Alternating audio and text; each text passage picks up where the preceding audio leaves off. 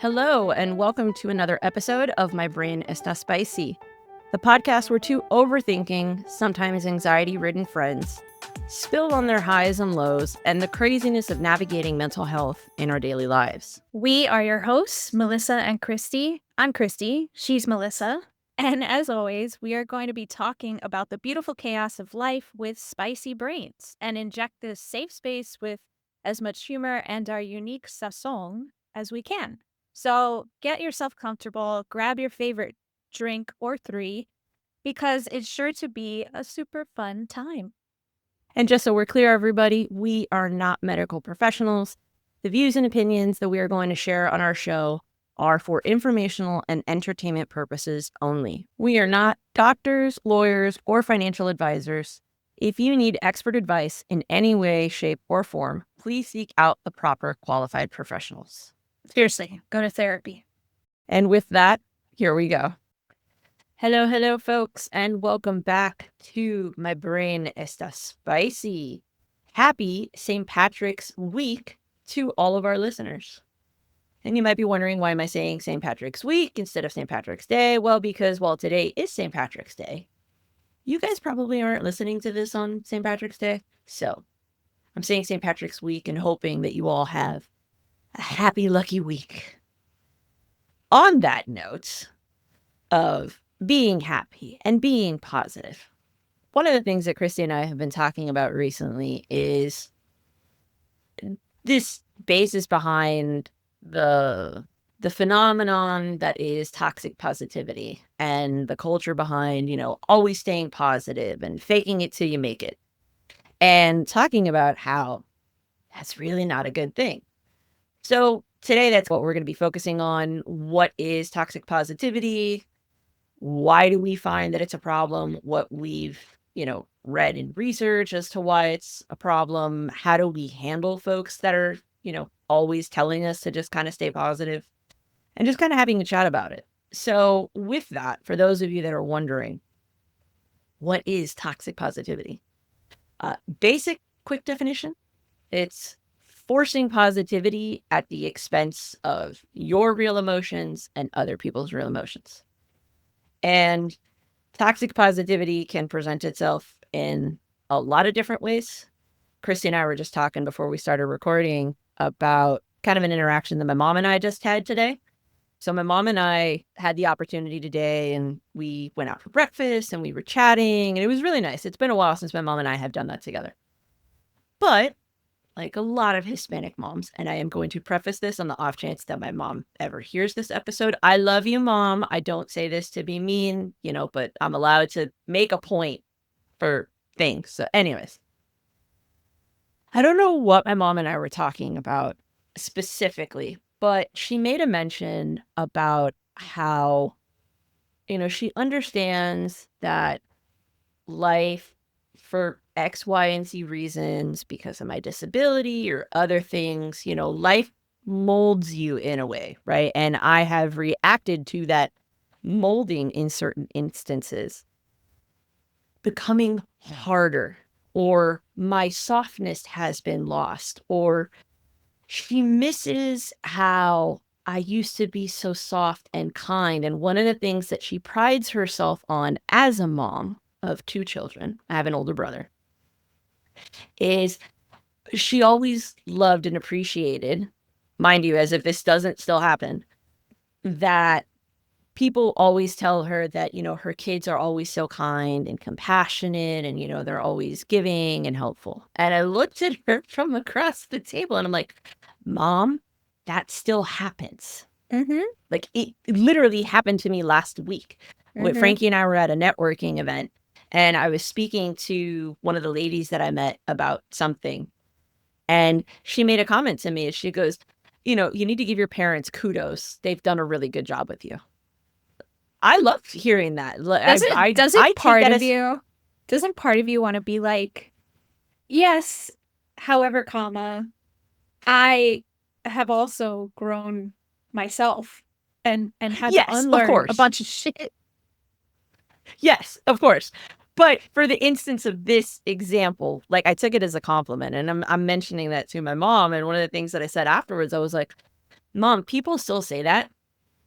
And yes, you're not wrong. Parts of me have hardened, and parts of how I do things are different, because the fact of the matter is I have changed. Whether you like the change or not, I have changed.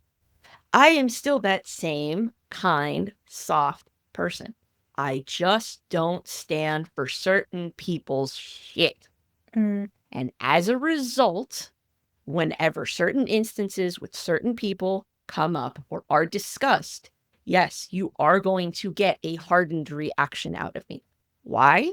Because for a lot of my life, for X, Y, and Z things, I allowed a lot of people to walk over my emotions, or I swallowed my emotions for the sake of forcing positivity, toxic positivity, to not make waves, to pretend to fake it till you make it kind of deal. And that's not healthy.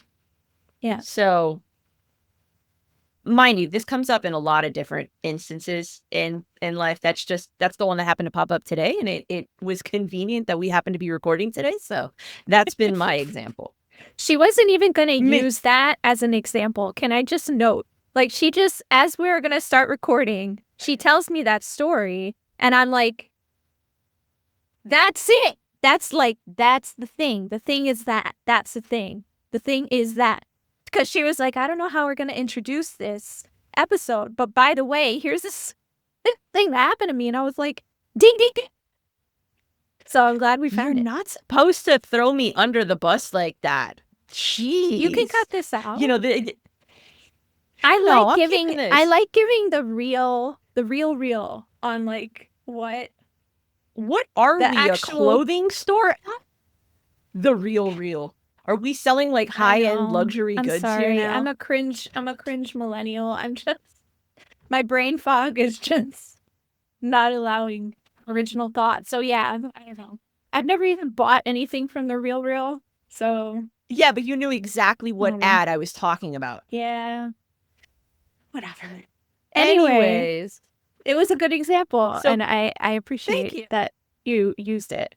When we first started talking about this episode, like the first thing that came to my mind was how my dad infamously, the man who does not know how to rest, who does not know how to calm the fuck down, is always, when it comes to me and my complaints about life, my woes, he's always like, don't worry, be happy. Like currently he's tripping through a cold that's kicking his ass, and he will not stop. Like, he does not know how to rest. Therefore, I don't know how to rest, but that's a whole other can of worms. He always, when it comes to me, giving my own complaints about life or expressing anything but positivity, he's like, why are you so, don't worry, be happy. Don't worry, be happy. And I'm like, listen, boomer, I don't. But then after you told me your story, I remembered a time when, again, my dad, he is a wonderful human being in many ways, but he's a product of a whole Cuban immigrant background. So he has a lot working against him in that regard, in terms of like a work ethic that is unhealthy, a sort of sense of like there's always something to do, there's always something to get done, and on top of it, like complaining about there's always something to do and get done, whatever. Anyway, he once said to me, when you were little, you were so joyful. What happened? Was like, I'm still joyful, Dad. Like, the problem is also that I don't necessarily feel safe enough to be my full joyful self around my parents, because I don't even know why. Because there isn't a safe place for it. Oh, that's a shame. It is sad. It is pretty sad. But yeah, that's my personal talking about toxic positivity. Beyond like what we see in, obviously, like media and the whole, even though I'm glad that gaslighting has become sort of a more well-defined part of the mainstream, I think it's also kind of now laughed at as like a cliche term, even though it's really real. Like being gaslit, being convinced that, or having someone try to convince you that what you're experiencing isn't real or isn't as bad as it could be, is I don't know, demoralizing. But Yeah, no, anyway. you're wrong. You're right. So that being said, like, in addition to the fact that it just kind of feels bad, folks, there Mm. is actual like science and studies that show the more you suppress your emotions, the more mental health problems you have. Not only that, the more physical problems you have. Um, Oh and yeah. because the majority of our Oh yeah. listeners are women, I mean, we're not going to stray away from that. That's one of the reasons why you and I started the podcast, was to give women like us, that avenue to just kind of discuss what's going on, what we're feeling. We store everything. I mean, you made the statistical quote, I think it was a couple of episodes, about how roughly 80% of autoimmune diseases Yep. present themselves in Yep. women. Newsflash, people, why the hell do you think that that's a problem? Well, for basically since the dawn of time, especially if you're of a Christian upbringing of any denomination, you are taught that Eve is the reason why we have all the problems in this world, right? And then for generations upon generations upon generations, thousands of years, women have been seen as lesser than. We're still technically seen as lesser than. We just got loud about it. And that's why we've had the advances that we've had. That being said, when you've got, thousands of years worth of biological society programming, it's going to present itself, and our bodies are the output. And there's literally no way around it. And for people that are struggling with anything, whether it's depression, a miscarriage for women that have lost babies, in my case, a job loss, a parent passing away, anything, and even not even things that are that big, a breakup, if it's young love or even if it's older love, whatever the case may be. Like, there's so many different topics that this could kind of relate to. Being told, just stay positive, look on the bright side of things, or even worse, when people try to make you feel bad about feeling bad when you actually do acknowledge your own emotions from the perspective of, well, someone else has it worse. Oh, that's the one that, to me, that boils my blood. Yeah. It's, and I think, and maybe you tell me, I'm pretty sure this is a common experience within when you're a first, second generation kiddo of immigrants. The idea, right, that you don't know how good you have it because we had to suffer so much, or your grandparents had to suffer so much to get here. And on top of that, in my case, I still have family in Cuba. They don't even have food on their plate.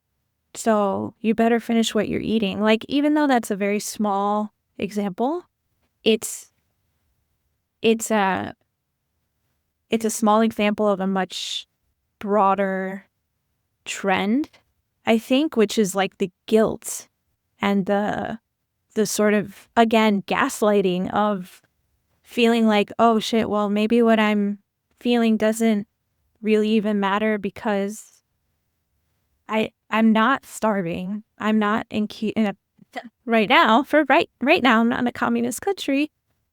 Not even. I'm not in a dictatorship. So I feel that for this second, I don't know about, we don't know where we're going to be tomorrow, but we really don't.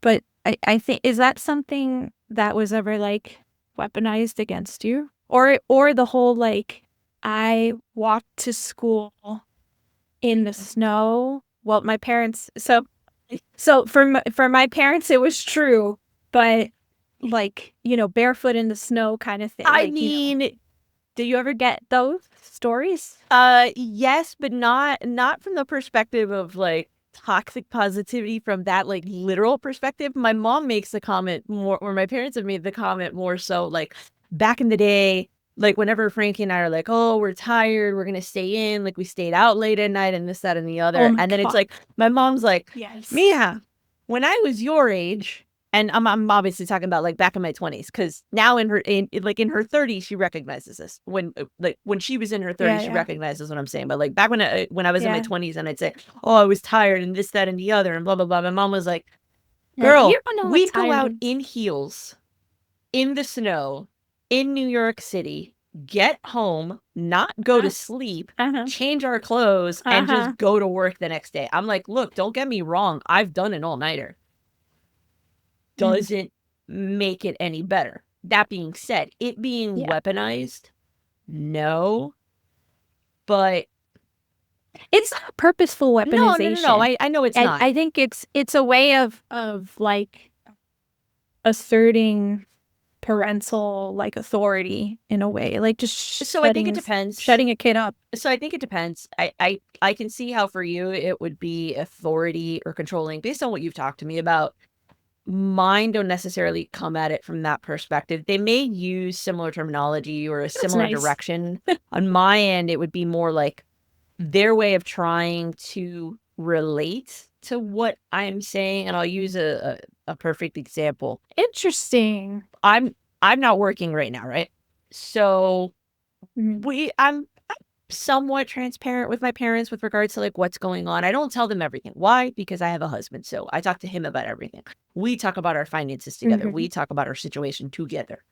When I do decide to divulge, to essentially commiserate or just kind of get that parental Yeah. feeling of, hey, mom, dad, like this is what's going on with us. Or my mom's checking in and she's kind of asking, hey, how are you guys doing? And like, I'll get the, oh, you guys, you want to make sure you watch your spending and this, that, and the other. And, well, your dad and I, we know what it feels like. When I was pregnant with your brother, your dad and I both got laid off. And, we figured it out and we did this and we stuck to a budget and blah, blah, blah. I get it. It's coming from a good place in my context and in my direction. It's coming from a good place. Right. But like Frankie and I will talk about it. And he goes, that's great. It was the 80s. Nothing was expensive as it is now. And your salary was able to compensate for being out of work to an extent. B, it's not a matter of spending. We got bills to pay. He's got student loans. Yeah, it's rent. We've got, in my case, it's the mortgage. We've got a loan that we took out when we were working on the house before we moved in. Like, it's just basic, like, needing to keep the lights on over our heads. And the point that I've made, which is what I've made previously and on other episodes, we went from almost a $200,000 income home to less than $70K a year. Like, we were able to buy the house because of my salary. My salary is non-existent. Right. I have to find a way to get back to that level in order for us to keep our house kind of deal. So to that extent, they haven't weaponized it, but all the terms that you said, like at one point in time, it's been said by someone in the family. Or one of us says it as a joke when one of our parents is trying to like commiserate with us or like what's the word I'm looking for? Like make an association to show that they're paying attention. And one of those comments will come up and like we'll make a joke about, yes, back cuando ustedes estaban jóvenes y tenían que caminar 3 millas sin zapatos en la nieve and like all of that. Like that's usually when it comes up for us. Yeah. I think it's a common, and I think it can be common even without the immigrant experience. Because I think the immigrant spin definitely brings more of a, like, the dramatics kind of flair of things. I'm thinking of the Rightly abuela so, from Que Pasa but USA. that is, in a lot of ways, that's like literally my grandmother. Like, I can't. I can't. I can't. My grandmother is like, she is 86 years young, and if anyone who's met her know, like, she is just a firecracker of a human being. And she's also a bit of a Pollyanna. So she is toxically positive all the time. Like, she will fib or like twist the truth to make it sound more positive when she's telling, Or palatable. right? Like when she's telling someone a story on the phone, because she is a social butterfly. She's like so outgoing. And I mean, this woman left Cuba when she was 20. She had a 1-year-old with her, and I can't imagine like what that was like. But she's also been living in this country for the past 60 years. So Oh, but it's sort God of like, forbid, hey, I mean, God forbid the older generations, and this includes our parents to an extent, look past the yeah, struggle that they came from. And I get it. It's a source. It's a source of fuel for them. it's trauma. I mean, I think it's Oh no, trauma, it is. That's exactly what the like, definition is, right? Like it's they hold trauma. on to it to react and because they feed and work from trauma. That's not to say otherwise. Yeah. Yeah. But now, that said, folks, while we have spent the first half of our episode kind of complaining about the toxic nature of positivity, please understand that we both actually do realize the benefit of positivity Yes. when it's Positive. actually real Thank and you. it's not forced. And Yes. when validating of emotions comes from a happy place or from a kind place. So with that, Mm. like, Chrissy, can you think of a time or an experience when you had someone that you were sharing a story or you were sharing a moment because you weren't feeling good or this, that, and the other, where the person actually responded to your emotions in a way that was helpful to you? Luckily, I feel like I've had more of those moments now as I've opened up about my anxiety in my life. Uh, I think I've also received a lot of like openness in return, which means like acceptance also. So, I mean, my husband is like the first. For me, he stands out in my mind as an example because he was the first like partner I had been with who also experienced a similar degree of anxiety. And so I'm not saying you need to have anxiety to understand it, but when it's someone that's so close to you, that is your number one person, like hearing the validation of like, no, I understand. Like for me, at least for me, when someone is able to go, actually, I totally get that. I've felt something similar, or they're able to kind of make me feel heard and seen and understood.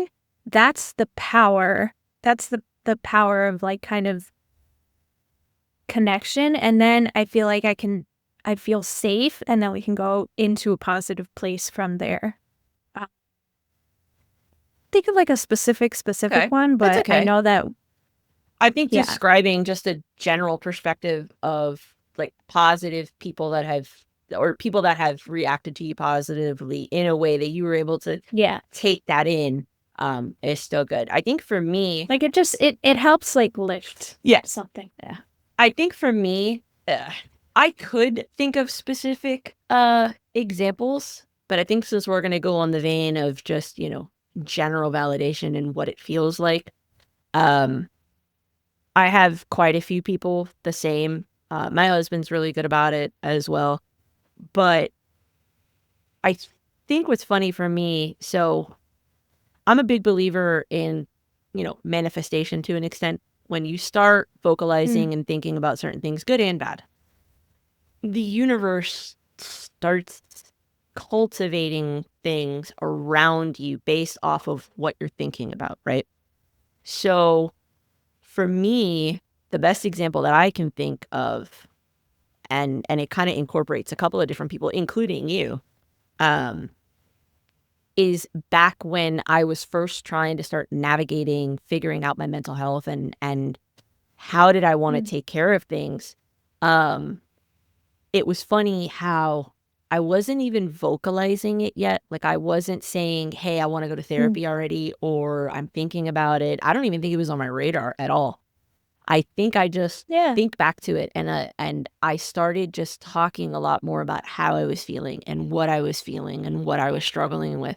And as I think about it now, in hindsight, I can see how certain key friends either started talking to me about certain things or I began becoming more cognizant about things that they were talking about and saying. In your case, it's what you were posting about on like Mm, Instagram or Facebook and this, that, and the other that started making me feel more comfortable in acknowledging my feelings.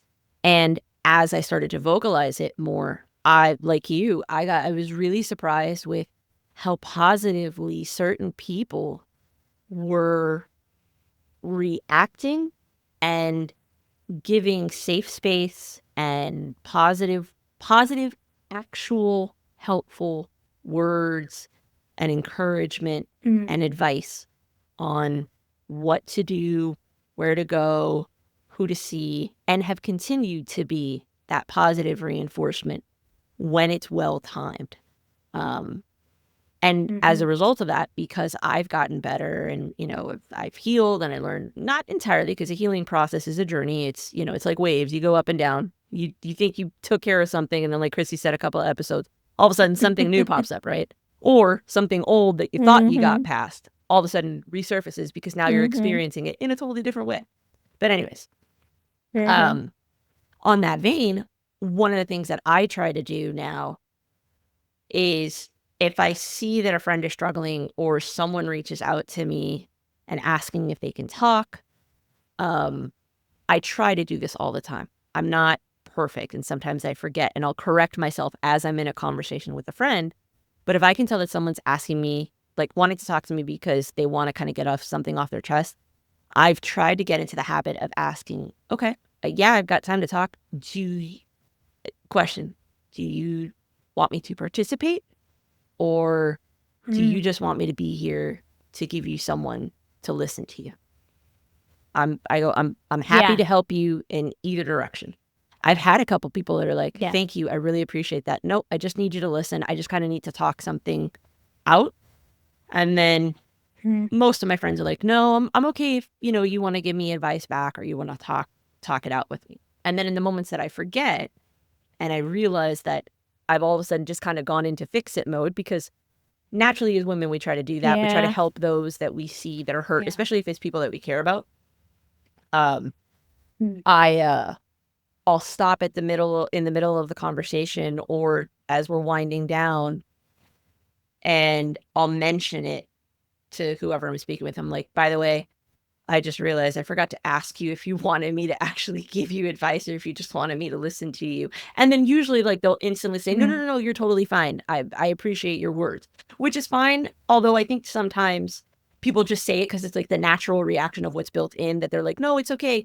You could have Sure. given me advice versus sometimes I wish they would tell me, yeah, I actually was just kind of hoping you would have just listened to me. So it's kind of a give and take. Yeah. Um, but yeah, I It's feel it's you on the that. thought of the fact that you're, like, self-aware enough to, like, catch and be like, "Oh, wait, are you like, do you just wanna, like, vent at me and you totally can't?" Like, that's just that I is powerful in and of itself. But being able like, asking that question is so considerate, and I think it's based off of what you feel you've needed, and I feel like when you're first, no matter whether you're experiencing anxiety early in your life or later in your life, when you're first going through it, it feels isolating as shit. You That's nice. feel like you're the only person who's going crazy in your brain,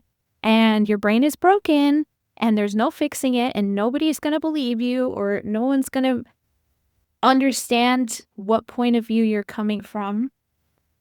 And there's so much power in just having someone go, I hear you.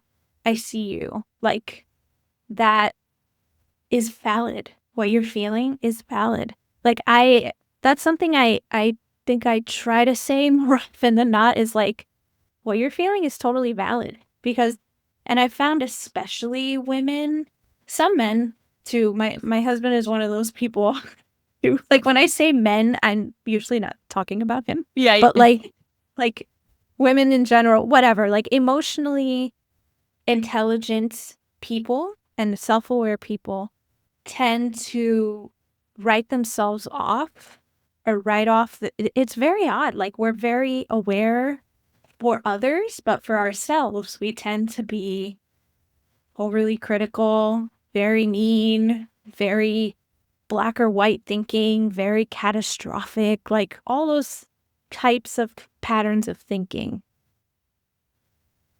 But anyway, yeah, there's power, and the fact that you're asking that question, I think, is super considerate as a human, as a friend, as, you know, like, it's a really good thing to do, because a lot of times people don't even realize what they need also. So, like, until you get to know yourself and get to know, like, I'm in this spiral and I just need to cry and talk about it. I don't need to fix it. I don't need to make a doctor's appointment about it. I need to just, like, get it out My of my system. system. Yep. Sometimes it's literally energy needs to exit my system because it's too much. Exactly. And that's really, really yeah. healthy. I think you touched on something that a lot of people don't realize. And this isn't just about anxiety. This is anything. This could be a depressive thought. This could be a happy thought, like something just really exciting that you just need to get it out of your system. Not everything has to be diagnosed, broken down into bite-sized pieces and analyzed. Sometimes you just need to have an opportunity to feel an emotion in a space that is safe for you. And unless you're someone that's in therapy, which both of us happen to thankfully be in therapy, a lot of the times people have a problem when they're not already on their healing journey, like being able to say, hey, I need help for XYZ, right? Or display, like, their intentions for what they're looking for.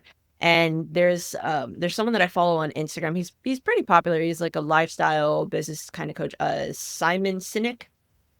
I don't know if you ever seen him before. Oh, yeah. Okay. Yeah, So yeah. he talks about an experience with a good friend of his. And they have this rule with I each know, other, the the 8-minute thing. 7 or 8 minute rule. Yes, thank you. Okay, so you know where I'm going with Yeah. this. All right, so for those of you that don't know what we're Yes. talking about, It's good. so him and his friend and essentially have this rule with each other.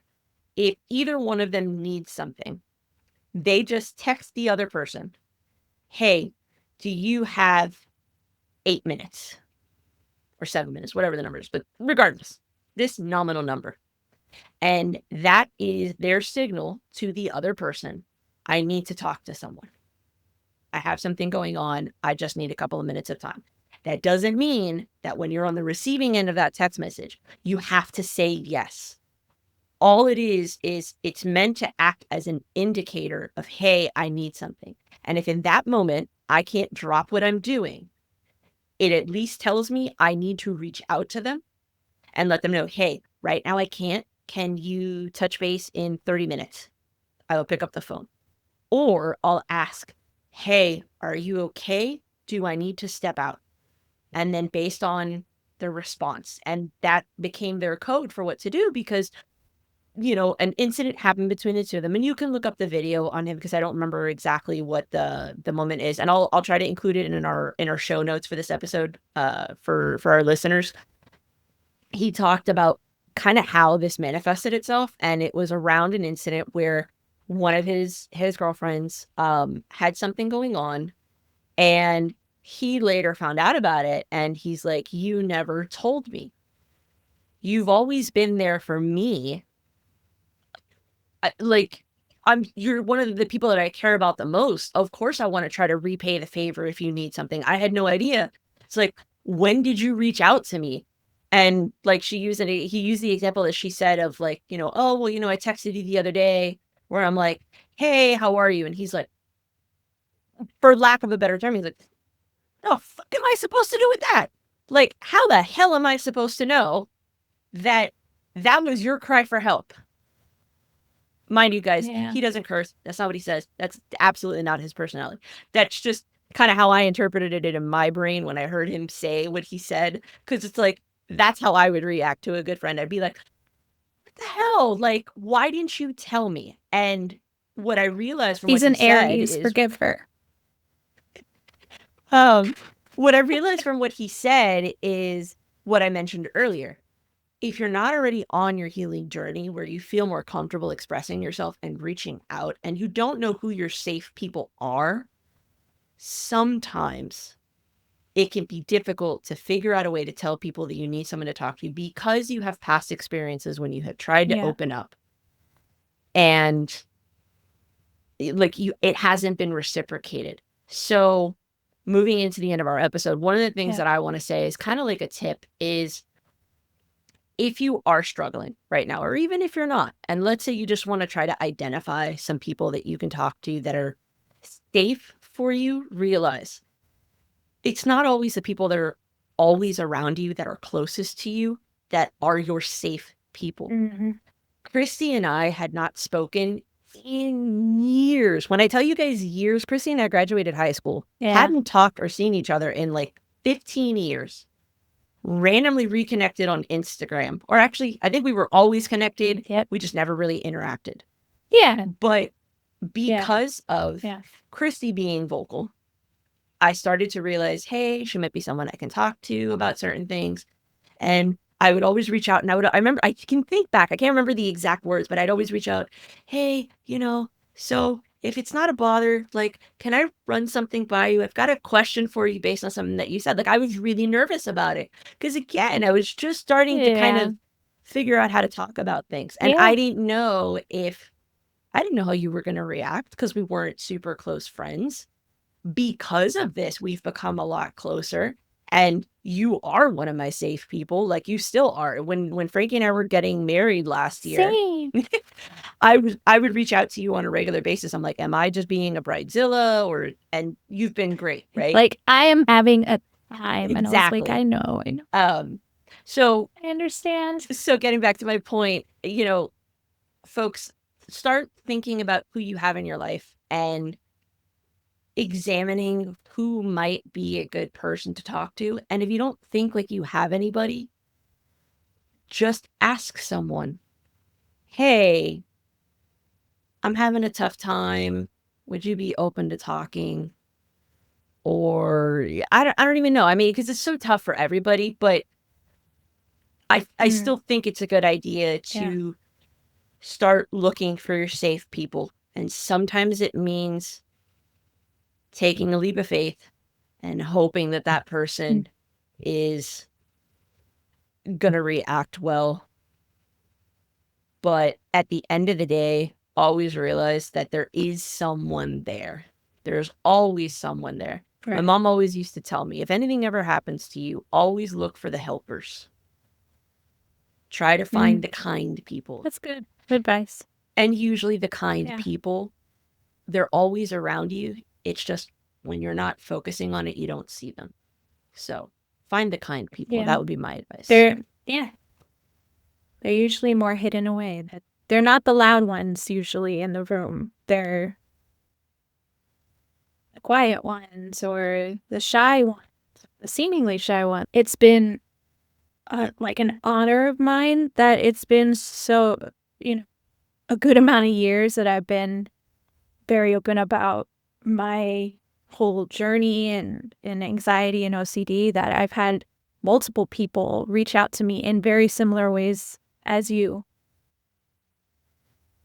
And they just kind of take what they need, and I understand. Like they'll just randomly call me on Instagram and be like, I know we don't talk and like we're only acquaintances, but like I'm having a time and I don't know who else to talk to. And I'm like, no problem. Like I understand. Because I've been there and I still get there. Like just because you've been through it doesn't mean you don't keep going through it or, experience it in different ways. So I think especially about how you mentioned about like kind of finding your safe people, I think especially now in the chaotic, unstable, unpredictable times that we're in, it's really easy to feel more isolated, especially if you're doom scrolling.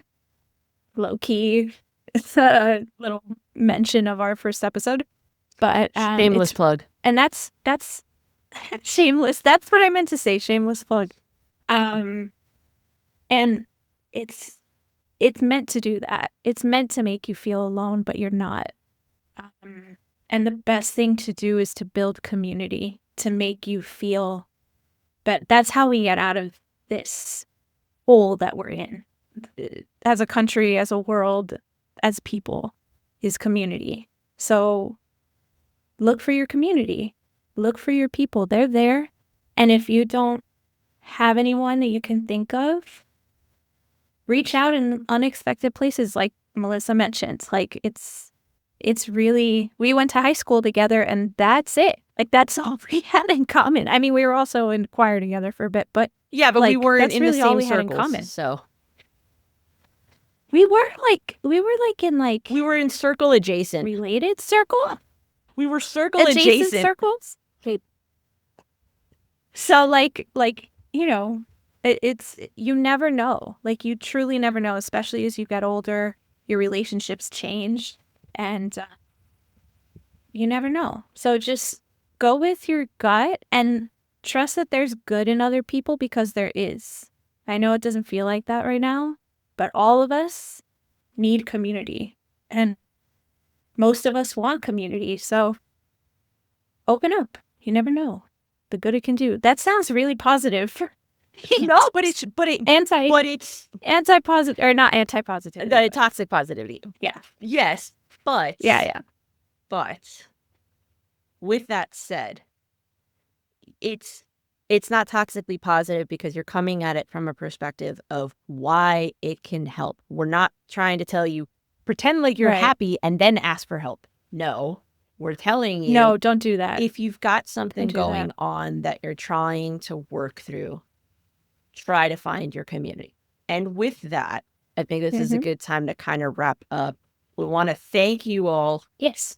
Again, for joining us for another episode, for being a part of our community that we're building here at My Brain Está Spicy. Yes. We look forward to having you join us for more episodes very soon. If you've liked today's episode and all of our episodes, please remember to like, follow, share, comment. Also, we recently launched our Instagram, so find us on Instagram at My Brain Está Spicy, and you can interact with us there. If you would like to send us any personal messages or show ideas, you can also reach us by email at thespicybrainpod@gmail.com. And with that, we love you all. Thank you very much. And may your week end on a lucky streak. And may your brain be just a little bit less spicy than it was yesterday. But no spicy tummies. Non-spicy tummies. Spicy brains, non-spicy tummies. How about that? Hey there. Thanks for tuning in. We appreciate you hanging out with us on this mental health ride. If you've enjoyed this episode, don't forget to like, follow, comment, and share My Brain Está Spicy with your fellow overthinkers. because the more the merrier in this Spicy Brain Club. If you're curious about any of the hacks or products we've mentioned, check out the show notes for links. We're not sponsored by any of these, though feel free to call us. We just love them so much and think you might too. Catch you next time. And until then, may your brain be just a little bit less spicy.